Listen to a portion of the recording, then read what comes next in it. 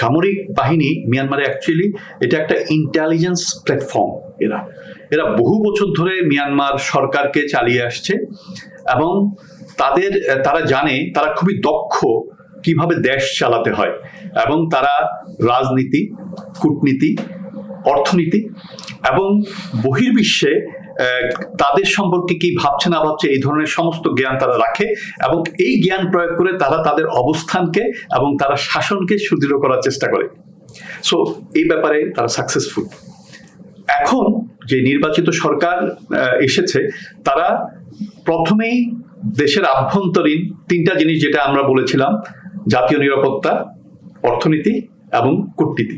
এখন আমি যদি এই তিনটার আলোকে যদি আমি বিশ্লেষণ করি, জাতীয় নিরাপত্তার জন্য প্রথমেই তারা ডিভিশনটাকে কমিয়ে আনার জন্য একটা অ্যামনেস্টি ডিক্লেয়ার করেছে, যে যারা সশস্ত্র দলগুলো যারা আছে তারা যেন যুদ্ধবিরতিতে চলে আসে, এটা ঘোষণা দিয়েছে, একটা সময় দিয়েছে মিয়ানমারের নির্বাচিত সরকার ক্ষমতায় আসার পরে। এরপরেই তারা বিশ্ব অঙ্গনে গণতান্ত্রিকভাবে যে তারা নির্বাচিত, এটাকে জানান দেওয়ার জন্য প্রথমেই তারা সিলেক্ট করেছে ভারতকে।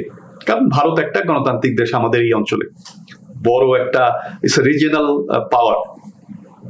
এই ভারতে তারা গিয়েছে।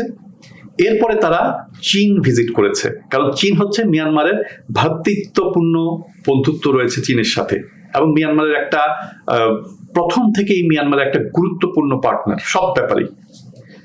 এরপরে মিয়ানমারের পাশে আছে আসিয়ান দেশ লাওসও ভিজিট করতে গিয়েছে, কারণ লাওসের সাথে বন্ধুত্বপূর্ণ সম্পর্ক আছে। যদিও আসিয়ানের সাথে কিছুটা হিট ছিল 5 পয়েন্টের উপরে, বাট বর্তমানে এই জিনিসটাকে তারা কাটায় ওঠার চেষ্টা করছে। যেমন থাইল্যান্ডে যে আসিয়ানে যে কনফারেন্সটা হয়েছিল, ওটার বাইরে অনানুষ্ঠানিকভাবে মিয়ানমারের প্রতিনিধিরা সমস্ত আসিয়ান দেশগুলোর পররাষ্ট্র মন্ত্রীদের সাথে মিট করেছে তারা।